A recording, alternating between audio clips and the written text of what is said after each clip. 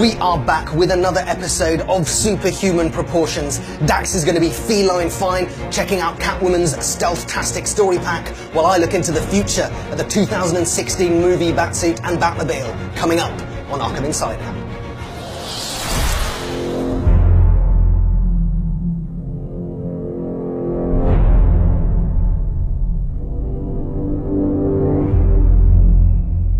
And once again, we are couchside, and we're going to be taking a good close look at the upcoming DLC, Catwoman's Revenge. I'm joined by Andy Stewart, the lead environment artist, Craig Owens, the senior scriptwriter, and we're going to be diving deep. Andy, why don't you drive, and Craig can give us the lowdown. What's the objective here, mate?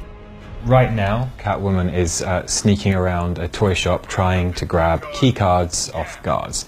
And she's doing that because this is set in the immediate aftermath of Arkham Knight. Like the next day? The next night. The next night. And Catwoman, after spending the entire game as Riddler's pawn, basically, is out for revenge. So she's found the location of Riddler's robot factory, where all those robots came from in the main game. One down. And she's going to rob him blind and destroy the place while he rots in a GCPD jail cell. Sweet! Because it's like a toy shop environment, isn't it? So that's like a front for the robot manufacturing factory at the back.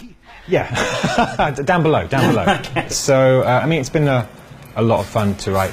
It's great to give her a story that is kind of motivated by her desire for revenge, and a story that I think just captures something about her character, that cat burglar nature. That's two. I've got to say, Max Fanning and the whole animation team have done an awesome job with Catwoman's animations yet again. So, Andy, an environment like this, it's not the rainy, gritty, smoky rooftops of Gotham. It's a very playful environment. I mean, that must have been a hell of a change for you and your team building out an environment like this. It was nice to make something that's slightly different and a bit more colourful and a bit more vibrant, and something a bit different that, you know, Batman wouldn't necessarily fit in so well. Right. So it's very sort of built around Catwoman and the sort of suitability of Catwoman. Yeah. It's a bit sort of spookier, it's a bit grittier, and it's all about kind of her navigation abilities. But it's sudden death. I mean, you have already been sprung, and this adds some serious tension to the environment, right? It was all about trying to create a slightly creepy vibe. If you have a look around all the toys, a lot of them have got a slightly kind of creepy doll, sort of scary clown kind of feel to them. But again, we also want to play around with some of the playfulness, so it feels, you know, light and airy, but there's a slightly sinister undertone to it. Nice. And it sort of ties in quite well with the kind of front. We're stealing these key cards, we're infiltrating this environment. Please tell me we can then clear house and take these guys down. Yeah, after Catwoman gets the cards and hacks the security, she takes it upon herself to ensure that there's no one behind her as she breaks into the factory. So you take out all that frustration you worked up sneaking around out on the thugs afterwards. All right. Well, Andy, if you grab the third and final card, we can then hack into that system, shut this place down, and then move on with the mission. Bam! There it is! Oh, sweet work. Easy. Guys, you've earned your saucer of milk today. Andy, Craig, thank you so much for your time. Let's not pussyfoot around. Catwoman, we out of here. That was Catwoman DLC, Catwoman's Revenge. November is a mega month for Season Pass holders. In the next update, you'll get to play Robin's Arkham episode, Flip a Coin, which sees him picking up the pieces after his mentor's disappearance and taking on Two-Face. We're updating our Arkham episodes to add new challenge modes so you can test yourself in custom-built environments. We've also got 2 new skins for the Batman Arkham Knight Batmobile, so you can kick the car out with sweet decals inspired by Robin and Riddler. Welcome back to the world's most comfortable couch. We have got something super exclusive and super awesome to show you right now. I am joined once again by Mark Kevin. Hi guys. Thanks, Mark, and also Pete Loveridge, our senior QA. Pete, let's kick this right off. We are going to show you the exclusive 2016 movie Batmobile right now on the track Proving Ground. Mark, how did it feel now that we're able to finally show that we've been working with the 2016 movie Batmobile? What was your reaction when you realised we were going to get the chance to work with this? Oh, we went crazy. We were just so excited to see this car. We were all gathering around that one screen when we first got, told we were going to work on it. And, it's just such a privilege to get the opportunity to work on such a trusted property. It was kind of a long time ago that we received the models for this, well before any of the artwork or trailers came out, so I think every fanboy in the studio went wild. Let's talk a little bit about the track then, Mark. What's the background to Proving Ground?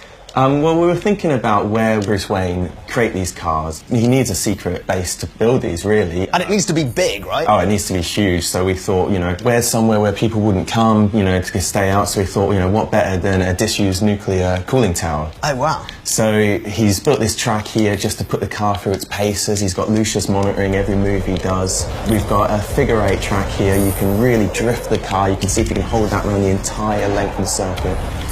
He's got, you know, ramps and jumps, and the floor can move up and down and stuff, so it's adaptable space for him to just basically go for it with all of his new gadgets.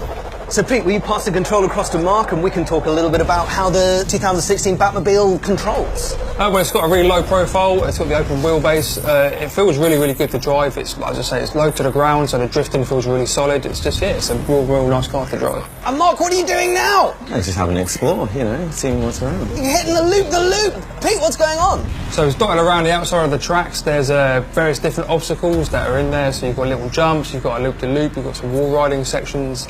It doesn't actually have any effect on the challenge. At this point, Mark has failed. So he's totally failed it. Pete, so you can drive this around Gotham as well? Yep, all of the DLC Batmobiles are available actually inside the game once you reach a certain point. When you get to that point in the game, you can drive them around the city, you can take part in certain race challenges and things like that. All of the Batmobiles are integrated. So the Batmobile is awesome, but it is only half of the story with the 2016 movie pack.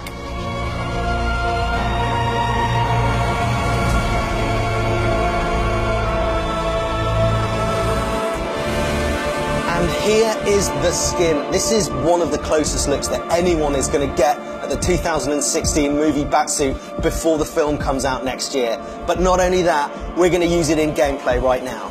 So Gaz, this is Divine Intervention, a new Invisible Predator map for the November Challenge Pack. You designed this for Azrael, right? But thanks to the magic of multiple character selection, we can play it in the 2016 movie Batsuit. Yeah, what better way to show it off?